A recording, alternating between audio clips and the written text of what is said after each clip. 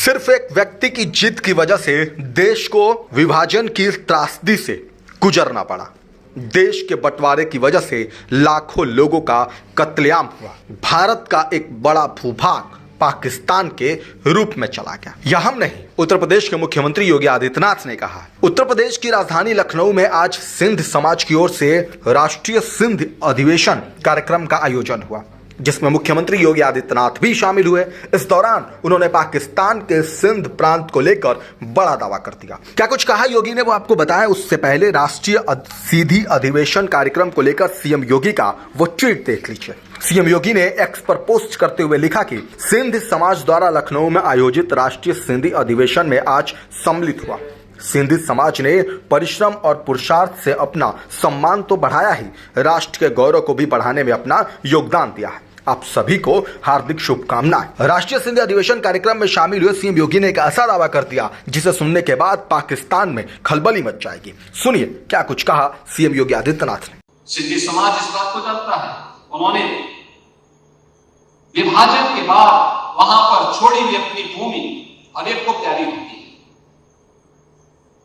सिंधी समाज से जुड़े बहुत लोग सिंध से आज भी भारत की तरफ आते हैं। अभी कुछ वर्ष पहले यही लखनऊ में हम लोगों ने देखा था कि किस प्रकार से सिंधी समाज से जुड़े हुए सिंध से आए हुए लोगों ने किस प्रकार की अपनी आप बीती सुना रहे थे। दिल्ली में उनके कार्यक्रम में मुझे जाने का अवसर प्राप्त हुआ था, तब भी हम देखते थे किस प्रकार की त्रासदी से आज भी गुजर करके वहां पर अपने धर्म, अपनी परंपरा, अपनी संस्कृति को बचाते हुए कार्य कर रहे हैं।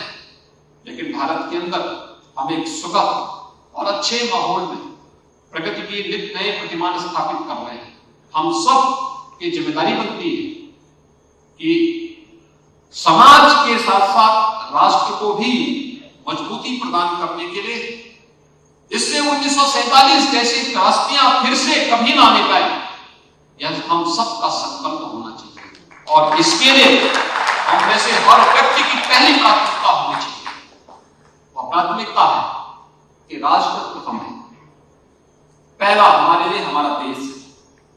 हम अपने राष्ट्र की एकता और अखंडता के साथ किसी को भी खिलवाड़ करने की छूट नहीं देते।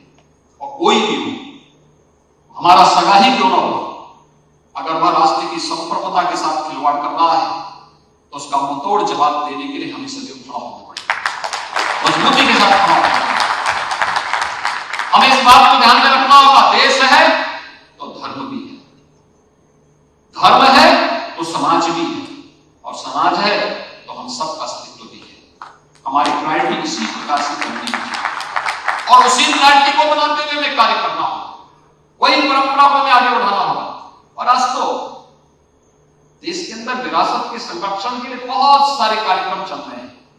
आपने देखा होगा, आप देश के अलग अलग राज्यों से यहां पर आए हैं, तो लखनऊ में आए हैं, तो लखनऊ से अयोध्या की दूरी बहुत नहीं है, 1.5 से 2 घंटे की दूरी में आप अयोध्या पहुंच सकते हैं।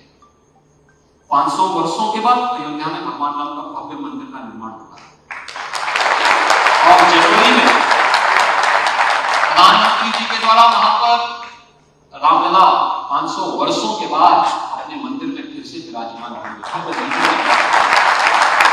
दुनिया का सबसे बड़ा मंदिर है। विरासत का सम्मान यही है। काशी में काशी विश्वनाथ धाम, आप अयोध्या से जाएंगे 2.5 घंटे की दूरी पे आपको काशी विश्वनाथ धाम मिल जाएगा। काशी विश्वनाथ धाम का दर्शन करिए। 6 वर्ष पहले क्या था, आज काशी विश्वनाथ धाम प्रधानमंत्री जी के मार्गदर्शन कैसे चमका रहा है।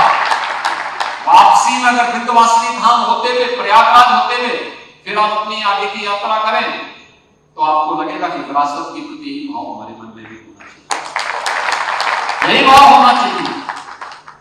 और अगर राम जन्मभूमि के लिए कुछ कर दिया जा सकता है, 500 वर्षों के बाद राम जन्मभूमि वापस ली जा सकती है, कोई कारण नहीं कि हम सिंध वापस न लें।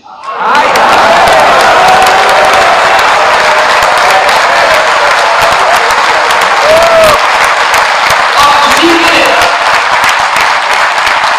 सिंधी समाज को, अपनी वर्तमान पीढ़ी को 500 साल में राम जन्मभूमि वापस ली जा सकती है तो कोई कारण नहीं कि सिंध वापस ना ले सके। अब योगी के इस बयान पर आपकी क्या राय है, हमें कमेंट बॉक्स में जरूर बताएं। वीके न्यूज उत्तर प्रदेश उत्तराखंड, सच का सारथी।